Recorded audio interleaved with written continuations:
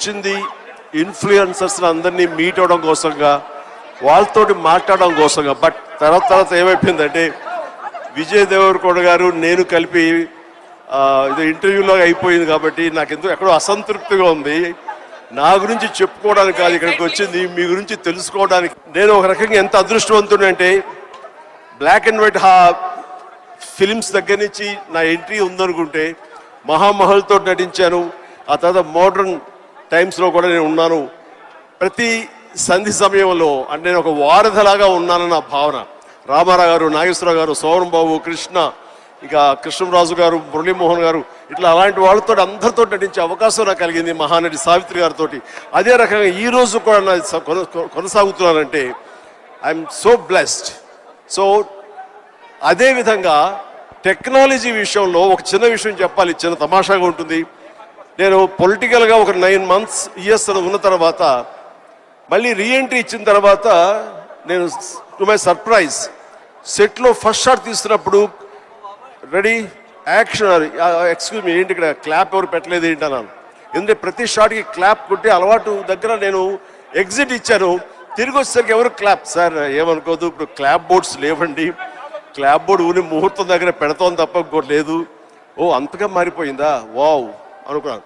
But 2015 Khaidi number 150కి నేను చెప్తున్న విషయం అప్పటికే నేనేంటి ఇంత మారిపోయింది అనుకున్నాను. కానీ ఆ రోజుకి ఈ రోజుకి మరింత విస్తృతంగా టెక్నాలజీ మారిపోయింది, అప్రోచ్ మారిపోయింది. పబ్లిసిటీ కానివ్వండి, పీపుల్ రీచ్ అవడానికి కానివ్వండి, మరి ఎన్నో కొత్త పుంతలు తొక్కుతూ ఈ రోజున ఇన్ఫ్లుయెన్సర్స్ అనే దీని మీద ప్రభావితం చేసేటటువంటి ఇలాంటి ప్రభావిత శాలులు మీలాంటి వాళ్ళందరూ ఉండబట్టి ఈ రోజున టోటల్గా సినారియో మారిపోయింది.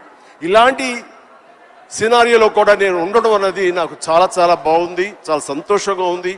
అండ్ ఇలాంటి విట్నెస్ చేయడం అనేది కూడా నాకు ఒక గ్రేట్ ఎక్స్పీరియన్స్.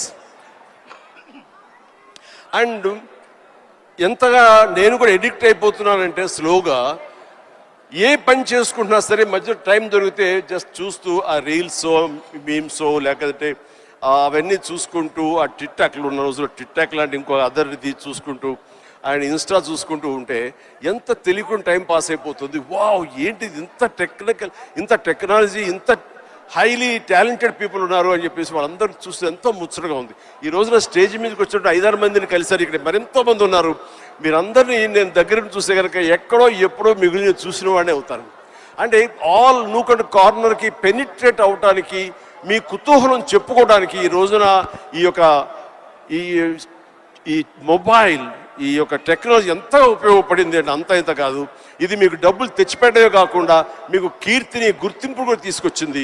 కాబట్టి ఇలాంటి దాన్ని చక్కగా వినియోగించుకుంటూ మీరు మీ కుటుంబానికి ఉపయోగపడుతూ ఫైనాన్షియల్గా మీరు స్ట్రెంగ్తన్ అవుతూ తద్వారా మీరు సెలబ్రిటీస్ అవుతూ ఎక్కడికి వెళ్ళినా సరే గుర్తింపు తెచ్చుకుంటూ ఉంటున్నారు.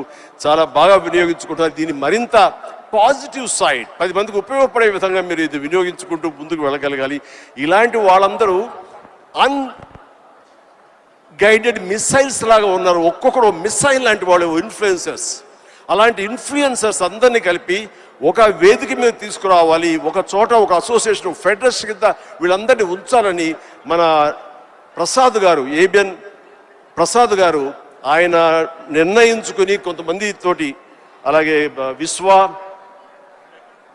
శేఖర్ గారు ఇలాగా కొంతమందితో, లోకేష్ శ్రీనివాస్ ఇలాంటి కొంతమంది, దివ్య కోడి దివ్య అండ్ ఇలాంటి వాళ్ళందరూ కొంతమంది ఒక గ్రూప్గా ఏర్పడి మేము వాళ్ళందరికీ ప్రొటెక్షన్గా ఉంటాము, వాళ్ళకి కావాల్సినటువంటి జీవిత బీమా కానివ్వండి, హెల్త్ కార్డు సంబంధించినవి ఇవన్నీ ఇస్తూ వాళ్ళకు భరోసాను కల్పిస్తూ వాళ్ళకు ఒక గుర్తింపుని కలగజేస్తూ వాళ్ళందరికీ ఒక అసోసియేషన్ ఉన్నామంటే ఆ బలం వేరు. అలాంటిది భరోసాగా మేము ఉంటాం అనుకుంటూ ఆ థాట్ రాగానే ప్రసాద్ గారు please you should come forward అని మీ గ్రూప్తో రండి,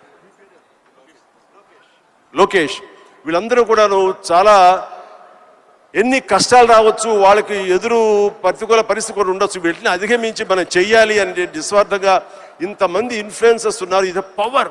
వీళ్ళందరినీ గైడెడ్ మిసైల్స్గా ఛానలైజ్ చేయాలి, then they will become very influential అవుతారండి.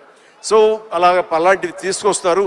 మీరు రావాలి చిరంజీవి గారు, మీరు వస్తే కనుక ఖచ్చితంగా దీనికి ఒక ఇది ఏర్పడుతుంది, గుర్తింపు వస్తుంది అని అన్నప్పుడు నాకు దీని గురించి ఏమి తెలియదు సార్, నన్ను ఎంతో ఫిట్ అవుతానంటే ఈయన అంటారు మీరే పెద్ద ఇన్ఫ్లుయెన్సర్ సార్, మిమ్మల్ని చూసుకుంటూ ఇండస్ట్రీకి ఎంతో మంది వచ్చారు.